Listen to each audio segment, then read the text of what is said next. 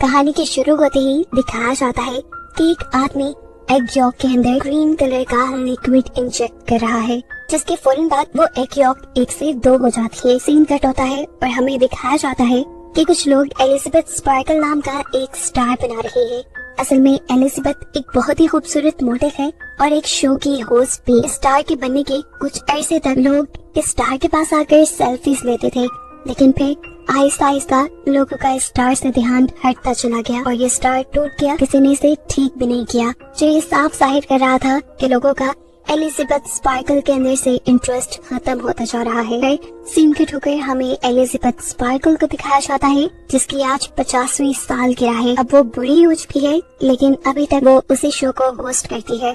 अपने शो की शूटिंग के बाद जब एलिजाबेथ वॉशरूम में जाने लगी तो उसे पता चला कि लेडीज वॉशरूम किसी वजह से बंद था, इसलिए वो मेल वॉशरूम में चली गई, जहाँ पर शो का डायरेक्टर भी आ गया। वो फोन पे किसी से बात कर रहा था कि अब एलिजाबेथ पहले जैसी नहीं रही। एलिजाबेथ की वजह से जहाँ पहले उन्हें रेटिंग्स बहुत हाई मिलती थी, अब उनकी टीआरपीज गिरती जा रही है और मुझे अब एलिजाबेथ को रिप्लेस करना है। मुझे कोई नई जवान और खूबसूरत लड़की चाहिए अपने शो के लिए। ये सुनकर एलिजाबेथ बुरी तरह टूट गई। उसे अपनी जिस खूबसूरती पे घमंड था, आज वो खत्म हो गई थी। वो होश से अपने आप को शीशे में देखती रही, जहाँ बहुत सारी झुर्रियां आ गई थी। ढलती जवानी का उसे दुख तो था ही, लेकिन अब उसे एक दुख ये भी था कि उसे शो से निकाला जा रहा था। एलिजाबेथ ऐसे सब कुछ नहीं छोड़ सकती थी। वो पहले डायरेक्टर से मिलने के लिए जाती है, जहाँ डायरेक्टर बताता है, देखो एलिजाबेथ, मैं तुम्हारी कोई मदद नहीं कर सकता, क्योंकि मेरा शो चलता है लोगों से और मैं लोगों को वो देना चाहता हूँ जो उन्हें चाहिए, कि नहीं खूबसूरती, और वो अब तुम में नहीं रही। डायरेक्टर की बातों ने एलिजाबेथ को बुरी तरह तोड़ दिया था। वो होटल से निकल तो गई, लेकिन ड्राइव करते हुए डायरेक्टर की बातें उसके कानों में गूंज रही थी और बस पे इसी सब में उसका ड्राइविंग से ध्यान हट जाता है और सामने से आती हुई गाड़ी उसकी गाड़ी को बुरी तरह क्रैश कर जाती है। और हैरानकुन तौर पे पता चलता है कि एलिजाबेथ को इतने बुरे एक्सीडेंट में एक खराश भी नहीं आई थी। ये उसकी अच्छी किस्मत ही थी। खैर, एलिजाबेथ को डॉक्टर ने हॉस्पिटल से डिस्चार्ज तो कर दिया, लेकिन अब वो फूट फूट के रोने लगी, क्योंकि उसने रास्ते में बिलबोर्ड से उतरती हुई अपनी पिक्चर्स देख ली थी। देखने को मिलता है कि यहाँ पे एक नर्स उसकी रीढ़ की हड्डी चेक करता है और फिर उसे उसके कपड़े दे देता है। एलिजाबेथ अब जैसे ही हॉस्पिटल से बाहर निकली तो उसे फील हुआ कि नर्स ने उसकी कोट में कोई मैसेज छोड़ा था। मैसेज में लिखा था कि इसने मेरी लाइफ बदल दी, और इसी के साथ एक ड्राइव भी थी जिस पे लिखा था द सब्सटेंस। एलिजाबेथ घर आती है और आते ही उस ड्राइव को चलाती है, जिसमें द सब्सटेंस नाम की एक फ्लूइड के बारे में इंफॉर्मेशन दी जा रही थी। ये सब्सटेंस एक जादुई सब्सटेंस था और ये सब्सटेंस किसी भी बुरे इंसान को उसका एक नया और जवान वेरिएंट दे सकता है। इसी सब्सटेंस फ्लूइड के साथ एक और भी फ्लूइड मिलने वाला था, जो दोनों वेरिएंट्स यानी ओल्ड बॉडी और न्यू बॉडी को एक साथ जोड़ के भी रखता।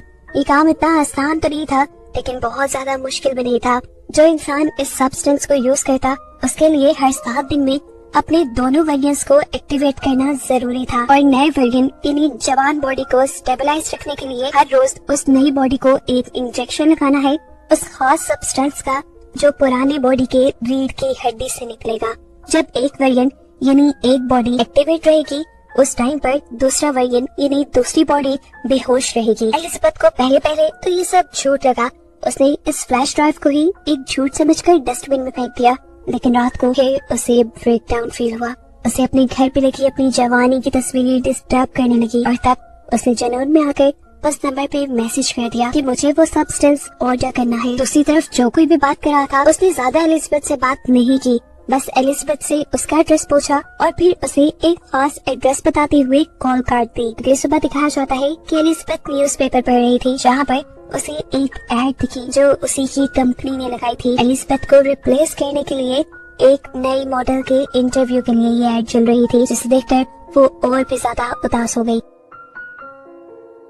इसी न्यूज़पेपर के साथ उसने एक एनवेलप भी उठाया था जो ब्लैक कलर का था। एलिजाबेथ जब उस एनवेलप को खोलती है तो उसमें एक नंबर लिखा हुआ था। अब एलिजाबेथ उस आदमी की कॉल पे बताई सीक्रेट एड्रेस पे पहुंचती है, जो काफी अंदर करके एक खुफिया जगह थी। ये था एक लॉकर रूम जो उसे नंबर कार्ड दिया गया था। एलिजाबेथ ने उसी के जरिए इस जगह को एक्सेस किया और फिर अपना लॉकर खोला, जहाँ पे एक बॉक्स था जिसे लेकर वो अपने घर आ गई। घर आकर वो फौरन इस बॉक्स को खोलती है तो उसमें उसे काफी सारी चीजें मिली। सबसे पहले एक सीरम और एक इंजेक्शन जिसे सिर्फ एक मरतबा इस्तेमाल करना था। उसके साथ ही एक स्टेबलाइजर किट जिसके जरिए रोज नई यानी जवान बॉडी को उन्हें स्टेबलाइज करना था। और ये तो उस फ्लैश ड्राइव से पहले ही पता चल चुका है कि उस स्टेबलाइजर का फ्लूइड और बॉडी के रीढ़ की हड्डी से निकलेगा। अब दोनों बॉडीज को चेंज करने के लिए भी एक खास किस्म की किट दी गई थी और साथ में दोनों बॉडीज के लिए यानी जवान और बूढ़ी बॉडी के लिए स्पेशल खाना भी दिया गया था।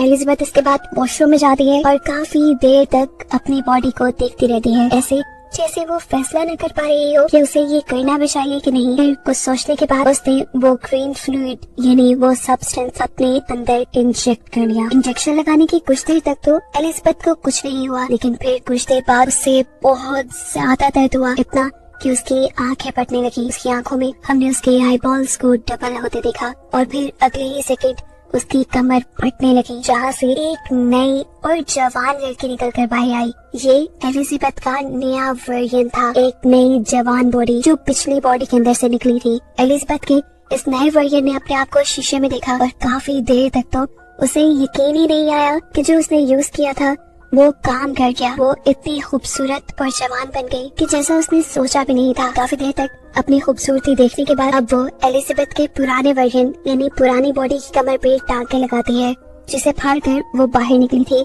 इसके बाद वो अपनी पुरानी बॉडी को जिंदा रखने के लिए एक फूड बैग उसके साथ अटैच कर देती है, जो कंपनी ने ही उसे दिया था। आज पूरी रात उसने अपनी खूबसूरती को एंजॉय किया। सुबह जब वो उठी तो उसके नाक से खून आ रहा था कि देखकर वो परेशान हो गई और उसे याद आया कि उसे तो एक एक्टिवेटेड किट भी दी गई थी और उसे बताया गया था कि हर रोज नई बॉडी को यानी जवान बॉडी को एक्टिव रखने के लिए पुरानी बुढ़ी बॉडी की रीढ़ की हड्डी से उसे सब्सटेंस निकाल कर अपने अंदर इंजेक्ट करना है। इसीलिए वो फौरन पुरानी बॉडी की रीढ़ की हड्डी से सब्सटेंस निकालना शुरू कर देती है और ये इंजेक्शन लगाने के बाद वो बिल्कुल नॉर्मल हो चुकी थी।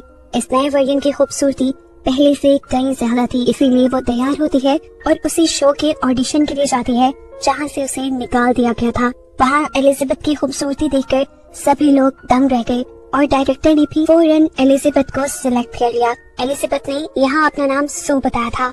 इंटरव्यू में सिलेक्ट होने के बाद सू को याद आता है कि उसे तो हर हफ्ते अपनी बॉडी चेंज भी करनी है, जिसके लिए वो बहाना बनाते हैं कि मेरी मॉम बीमार है और मुझे हर हफ्ते अपने गांव जाना पड़ता है अपनी मॉम का ख्याल रखने के लिए। डायरेक्टर बिना कुछ सोचे समझे उसके हफ्ते में ये छुट्टियां लेने वाली शर्त भी मान चुके थे। फाइनली सू को ये जॉब मिल गई थी और वो इस जॉब को बहुत एंजॉय कर रही थी। जो इस नई बॉडी से उसे खूबसूरती मिली थी, उसे शो ऑफ करके उसने बहुत जल्दी बहुत ही फॉलोअर्स बना लिए थे और देखते ही देखते उसके बिलबोर्ड्स, उसके एड पूरे शहर में चलने लगे थे। और अब पूरे 6 दिन भी गुजर गए थे एलिजाबेथ को इस नई बॉडी में आए और आज 7वां दिन था, यानी बॉडीज शिफ्ट करने का दिन था। कि नहीं, अब पूरे 1 हफ्ते के लिए एलिजाबेथ का पुराना वर्जन यानी पुरानी बॉडी एक्टिव रहेगी। बॉडी शिफ्ट करने के बाद एलिजाबेथ अपनी नई बॉडी के साथ फूड अटैच करती है और फिर अपने ऑफिस यानी अपने शो पे जाती है, जहाँ डायरेक्टर उसे उसके पैसों के बदले एक गिफ्ट देकर और उसकी काफी सारी बुराइयां करके उसे ऑफिस से निकाल देता है, जिसकी वजह से घर आकर उसे काफी बुरा लग रहा था। खैर, अब अगला दिन आ जाता है। एलिजाबेथ को न्यूज़पेपर पढ़ते हुए एक एनवेलप मिला उसे कंपनी का, जहाँ से उसने वो सब्सटेंस लिया था। इस एनवेलप के अंदर मैसेज था कि उसकी नई रिफिल किट आ चुकी है और एलिजाबेथ अब अपना कोट शर्ट पहनकर वो किट ले आती है। अब 7 दिन पूरे हो जाते हैं और एलिजाबेथ सू में बदल जाती है, यानी वो अपनी नई बॉडी को एक्टिव कर लेती है। अब इस नई बॉडी ने तो दुनिया के सारे मजे लेने थे, ऐसे में वो कभी घर पे होती कभी ना होती, उसकी सच्चाई खुल भी सकती थी। इसलिए उसने फैसला किया कि वो अपने घर की एक दीवार तोड़कर एलिजाबेथ की पुरानी बॉडी को वहाँ छुपा कर रखेगी। सू की इस खटर पटर से इतना शोर हो रहा था कि उसके नेबर्स भी परेशान होने लगे और जब एक नेबर आकर उससे कंप्लेन करने लगा तो सू की खूबसूरती को देखकर वो कंप्लेन भी नहीं कर पाया। उल्टा उसने बोला, अगर कोई मदद चाहिए हो मुझे बुला लेना, मैं पास में ही रहता हूँ। लेकिन सू तो सीक्रेट काम कर रही थी, किसी की मदद उसे चाहिए नहीं थी, इसीलिए बड़ी नखरेले अंदाज में उसने अपने नेबर के मुंह पे ही दरवाजा बंद कर लिया और फिर वो अंदर आई और कई घंटे लगाकर उसने अपना काम पूरा कर लिया। यानी उसने अपने घर के अंदर ही एक खुफिया कमरा बना लिया, जिसके अंदर उसने एलिजाबेथ की पुरानी बॉडी छुपा दी। अब क्योंकि एलिजाबेथ की जगह सू ने ले ली थी और सू मशहूर होने वाली थी, इसीलिए उसने एलिजाबेथ की सारी जवानी की फोटोज भी उसी के साथ छुपा दी। एलिजाबेथ को अपनी इस नई बॉडी में इतना मजा आ रहा था कि इस सब में वो भूल ही गई कि आज शिफ्टिंग का दिन था। उसकी पुरानी यानी एलिजाबेथ वाली बॉडी का खाना खत्म हो रहा था और आज उसे अपनी बॉडी शिफ्ट करनी थी। सो अपने एक दोस्त को घर भी ले आती है। घर आकर जब वो अपने काम में बिजी थी तो एकदम से उसे अपने नाक से खून बहता फील हुआ और अजीब उसकी बॉडी में सनसनाहट शुरू हो गई। वो समझ गई कि अब उसकी बॉडी शिफ्ट करने का टाइम है, लेकिन बॉडी शिफ्ट करने के बजाय उसके दिल में लालच आ गया। उसने कुछ और ज्यादा देर अपनी इस नई बॉडी में रहने का फैसला किया और एलिजाबेथ की बॉडी से सब्सटेंस निकाल कर अपनी बॉडी में इंजेक्ट कर लिया, जिससे वो तो ठीक हो गई। लेकिन एलिजाबेथ की बॉडी के साथ क्या होगा ये आगे पता चलेगा।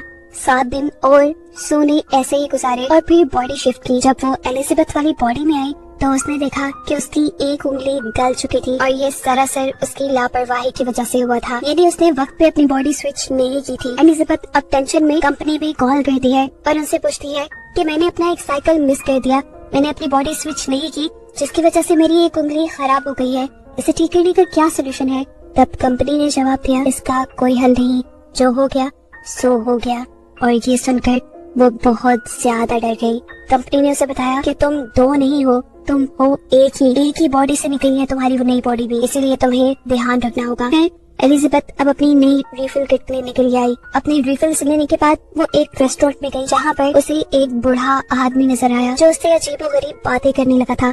एलिजाबेथ ने नोट किया कि उसके हाथ पे बिल्कुल वैसा ही निशान है जैसा हॉस्पिटल में नर्स के हाथ पे उसने देखा था, यानी ये उस नर्स का पुराना बूढ़ा वर्जन था। ये बूढ़ा आदमी उससे पूछता है, क्या तुम्हारी नई बॉडी ने तुम्हें खाना तो नहीं शुरू किया? ये सुनकर वो घबरा गई और वहाँ से उठकर भाग निकली। एलिजाबेथ अब अपने घर आ जाती है। वो इस पुराने वर्जन में भी खुश रहना चाहती थी, इसीलिए उसने अपने एक दोस्त को कॉल की मिलने के लिए। वो बहुत ही प्यारा तैयार हुई, उसने बहुत प्यारे कपड़े पहने और बिल्कुल सू जैसा यानी अपने नए वर्जन जैसा मेकअप किया। तैयार श्यार होकर वो बाहर निकलने ही वाली थी कि उसे बाहर लगे हुए सू के पोस्टर्स नजर आ गए, जो देखते ही उसका सारा कॉन्फिडेंस लूज हो गया और उसने अपने मेकअप, अपना बाल सब कुछ उलझा लिया। वो अब पागल होने लगी थी। अपने डिप्रेशन के चलते वो बहुत ज्यादा खाना खाती है और फिर सो जाती है।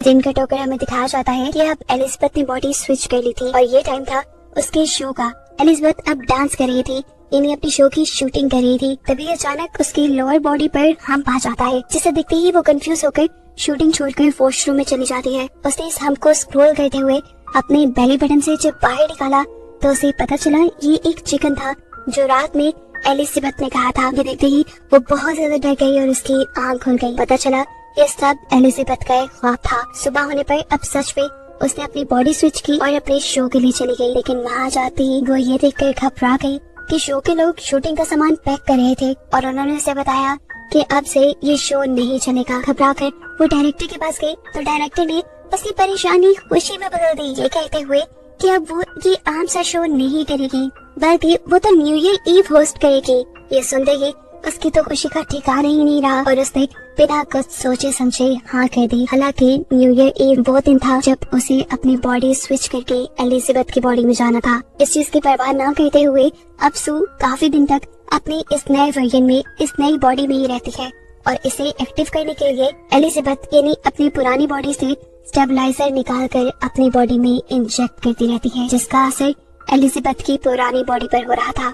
अब काफी दिन बाद जब सू ने अपने आप को स्विच किया तो देखा कि एलिजाबेथ बिल्कुल बूढ़ी हो चुकी थी, उसके सीरम ज्यादा निकालने की वजह से। अब तो एलिजाबेथ अपनी हालत देखकर अब एलिजाबेथ को सू से नफरत होने लगी थी। वो अपने घर में लगी सारी सू की फोटोज को मारने लगती है, यहाँ तक कि वो अपने घर के उस मिरर को भी कवर कर देती है जहाँ सामने से सू के बिलबोर्ड्स उसे नजर आते थे। एलिजाबेथ बहुत परेशान थी, वो कंपनी में कॉल करती है और उनसे पूछती है कि क्या इस सब का कोई सोल्यूशन है, क्या मुझे वही बॉडी वापस नहीं मिल सकती जिस बॉडी के अंदर से मैंने नए वर्जन को यानी सो को निकाला था। कंपनी के आदमी ने बताया, आपको पहले भी बताया गया था, जो हो गया सो हो गया, अब कुछ चेंज नहीं हो सकता। हाँ, लेकिन ये आपके हाथ में है कि अगर आप सब कुछ रोकना चाहें तो यहीं पर रोक सकती है और अब आपका ओल्ड वर्जन यानी आपकी एलिजाबेथ वाली बॉडी जिस कंडीशन में है उसके साथ आप अपनी पूरी उम्र गुजार सकते हैं। लेकिन ये एलिजाबेथ को मंजूर नहीं था। अब खैर एलिजाबेथ को कॉल आई शो की और उसने फौरन दोबारा से अपनी बॉडी स्विच कर ली। बॉडी स्विच करते ही उसने एलिजाबेथ यानी ओल्ड बॉडी के अंदर से एक साथ 3 महीने का सब्सटेंस निकालकर अपनी बॉडी के अंदर इंजेक्ट कर लिया। 3 महीने तक एलिजाबेथ ने सू की बॉडी में बहुत एंजॉय किया और फिर न्यू ईयर ईव की ठीक एक रात पहले उसका फ्लूइड खत्म हो गया। वो आज भी एक लड़के को अपने घर लाई हुई थी और तभी उसे फील हुआ कि उसकी बॉडी के ऑर्गन्स फटने लगे हैं। ये फील होते ही वो फौरन एलिजाबेथ की ओल्ड बॉडी से सीरम निकालने जाती है, लेकिन आज सीरम निकला ही नहीं। ये देखकर वो बहुत ज्यादा घबरा गई और उसने कंपनी में कॉल की और पूछा कि एलिजाबेथ की बॉडी से सीरम नहीं निकल रहा, अब क्या करना चाहिए मुझे। तब कंपनी वाले उसे बताते हैं कि अगर उस बॉडी से सीरम नहीं निकल रहा, इसका मतलब आपने सारा सीरम यूज कर लिया है और अब आपको नया सीरम बनने तक का इंतजार करना पड़ेगा। तब तक आप अपनी बॉडी स्विच कर लें। सू की हालत इस कॉल के साथ ही बहुत ज्यादा खराब हो चुकी थी। वो अब कुछ भी सोचे समझे बगैर अपनी बॉडी को स्विच करने लगती है और स्विचिंग की ये सारी आवाजें वो लड़का भी कमरे में सुन रहा था। उसे भी कुछ अजीब, कुछ गड़बड़ फील हुई, जिसे इन्वेस्टिगेट करने के लिए वो वॉशरूम में आया, लेकिन इस बुरी अजीब सी एलिजाबेथ ने फौरन वॉशरूम लॉक कर लिया, इससे पहले कि लड़का उसके इस भयानक रूप को देख पाता। देखने को मिलता है वो बहुत ही ज्यादा बूढ़ी हो चुकी थी और साथ ही साथ गंजी भी हो गई थी। उससे चलना फिरना सब मुश्किल हो रहा था। एलिजाबेथ अब बहुत ज्यादा घबरा चुकी थी। वो कंपनी में कॉल करती है और कहती है कि मैं सब कुछ यहीं पर रोकना चाहती हूँ। कंपनी वाले भी उसकी बात मान लेते हैं और उसे टर्मिनेशन फ्लूइड ले जाने को बोलते हैं। एलिजाबेथ की ये बॉडी बहुत ही भयानक दिख रही थी। वो अपनी कोशिश के साथ जितना कर सकती थी इस बॉडी को कपड़ों में छुपा लेती है और फिर अपना टर्मिनेशन सब्सटेंस लेने के लिए पहुंचती है। टर्मिनेशन सब्सटेंस लाने के बाद वो इसको सू की बॉडी पे लगाने ही वाले थे, तो तभी उसे कंपनी की मैनेजर की कही बात याद आई कि अगर तुमने एक मरतबा ये टर्मिनेशन इंजेक्ट कर लिया तो फिर जिस बॉडी में इस टाइम तुम हो हमेशा वैसे ही रह जाओगी। ये सोचते ही उसने सीरम इंजेक्ट नहीं किया। उसे शीशे में अपनी बॉडी को देखा और उसे सू पे दोबारा गुस्सा आने लगा, क्योंकि ये सब सू की वजह से हुआ था। उस समय उसने सू में सीरम इंजेक्ट कर लिया, लेकिन अभी उसने आधा ही सीरम इंजेक्ट किया था कि उसे ख्याल आया कि अभी तो उसे बहुत बड़ा शो होस्ट करना है और आने वाले दिनों में उसे अवार्ड भी मिलने वाला है। उसे वो अवार्ड भी लेना था। उसे अपनी तारीफें सुननी थी जैसे पहले लोग उसके क्या करते थे। इस लालच में उसने आधा सीरम बाकी सू को इंजेक्ट नहीं किया और फिर वो सू को उठाने लगी। काफी देर तक उसे जगाने की कोशिशों के बाद जब सू नहीं जागती तो वो बॉडी स्विच करने का सोचती है, लेकिन जब बॉडी स्विच भी नहीं हुई तब एलिजाबेथ ने अपनी रीढ़ की हड्डी से एक्टिवेटर निकालकर सू को लगा दिया और सू एक्टिवेट हो गई। यानी एक वक्त में एलिजाबेथ के दोनों वेगन एक्टिवेट हो गए थे। एक्टिवेट होते ही जब सू ने ये देखा कि एलिजाबेथ उसे टर्मिनेट करने वाली थी तो उसे बहुत गुस्सा आया। उसने अपने गुस्से में एलिजाबेथ को इतना मारा, इतना मारा, इतना मारा कि आखिर उसका सर क्रैश हो गया और वो मर गई। एलिजाबेथ को मारने के बाद उसे एहसास हुआ था कि उसने बहुत गलत कर लिया। अब तो उसे एक्टिवेटर सब्सटेंस भी नहीं मिलने वाला था। अब वो यहाँ से सब कुछ साफ करती है और अपने न्यू ईयर प्रोग्राम के लिए चली जाती है। जहाँ जाते ही क्राउड ने बहुत जोश से उसे वेलकम किया। उसे सब बहुत अच्छा लग रहा था, लेकिन तभी अचानक उसे अपनी बॉडी में कुछ अजीब महसूस होने लगा। उसके नाक से खून आने लगा और वो घबरा कर वॉशरूम में आ गई। उसने जैसे ही मुंह खोला तो उसके 2 दांत टूट कर गिर गए। उसने मुंह खोल के जैसे ही अपने 2 दांतों को और टच किया तो वो भी टूट कर गिर गए और तब उसे एहसास हुआ कि असली एलिजाबेथ के मरने की वजह से उसकी बॉडी खोखली हो गई है। अब उसे अगर किसी भी तरह जिंदा रहना था तो उसे एक्टिवेशन सीरम लगाना था, जिसके लिए वो अपने घर की तरफ बढ़ जाती है। लेकिन जब वो लिफ्ट में थी तभी उसका एक नील और एक दांत कटकर गिर गया। वो बुरी तरह घबरा गई, लेकिन तभी लिफ्ट में कोई और इंसान भी आ गया और उसके यहाँ खड़े रहने तक वो अपने आप को बिल्कुल भी घबराया हुआ नहीं दिखाना चाहती थी। उसने बिल्कुल ऐसे एक्टिंग की जैसे कुछ भी ना हुआ हो और फिर जल्दी से वो अपने घर आ गई। अब सू जैसे ही जाकर एक्टिवेशन सीरम लगाती है तो कुछ नहीं होता। तब उसे याद आता है कि उसके पास तो सब्सटेंस भी रखा है जो उन्हें बस एक ही मरतबा यूज करना था। उसने कुछ भी सोचे समझे बगैर ये सब्सटेंस अपने अंदर इंजेक्ट कर लिया और ये कहते ही सू को बहुत ज्यादा दर्द हुआ। पहले की तरह उसकी बॉडी कमर से फटी और अंदर से एक सू और एलिजाबेथ का मिला जुला अजीब सा वर्जन बाहर निकल आया, जो दिखने में किसी भयानक खौफनाक मॉन्स्टर जैसा था। सू एक हाइब्रिड बन चुकी थी। उसकी दिमागी हालत इतनी खराब हो गई कि उसने एहसास नहीं किया अब वो क्या है, वो दुनिया के सामने जा भी सकती है कि नहीं। उसने अपने इस हाइब्रिड चेहरे के ऊपर ही सू की तस्वीर लगाई और अपने शो पे चली गई। जैसे ही वो स्टेज पे माइक के पास पहुंचती है, वहाँ जाकर उसके मुंह से फोटो गिर जाती है और सबको उसका भयानक हाइब्रिड चेहरा दिख जाता है, जो दिखने में बहुत क्रीपी था। सभी लोग उसे डरने लगे और उसे मॉन्स्टर कहकर उससे दूर भागने लगे। एलिजाबेथ को देखकर घबराते हुए अब एक आदमी बेसबॉल बैट से एलिजाबेथ के मुंह पे वार करता है, जिससे उसका मुंह कट के इधर उधर गिर जाता है और उसकी बॉडी से खून निकलकर पूरे स्टूडियो में फैल जाता है। सभी लोग घबरा कर वहाँ से चले गए और एलिजाबेथ की बॉडी अजीबोगरीब टुकड़ों में डिवाइड होते हुए किसी कीड़े की तरह रेंगते हुए वहाँ से बाहर निकल आई, जहाँ नीचे बिल्कुल एलिजाबेथ स्पार्कल का स्टार बना हुआ था। उसकी पूरी बॉडी खत्म हो चुकी थी और बस अब एलिजाबेथ का चेहरा ही अजीब हालत में उस स्टार के ऊपर लेटा हुआ था, जो आसमान की तरफ देखते हुए मुस्कुरा रहा था। और एकदम से वो भी फट कर यहाँ पे बस खून रह गया, जिस खून को अगली सुबह यहाँ पे काम करने वाले आदमियों ने साफ कर दिया। और बस यही दिखाते हुए ये कहानी यहाँ खत्म हो गई।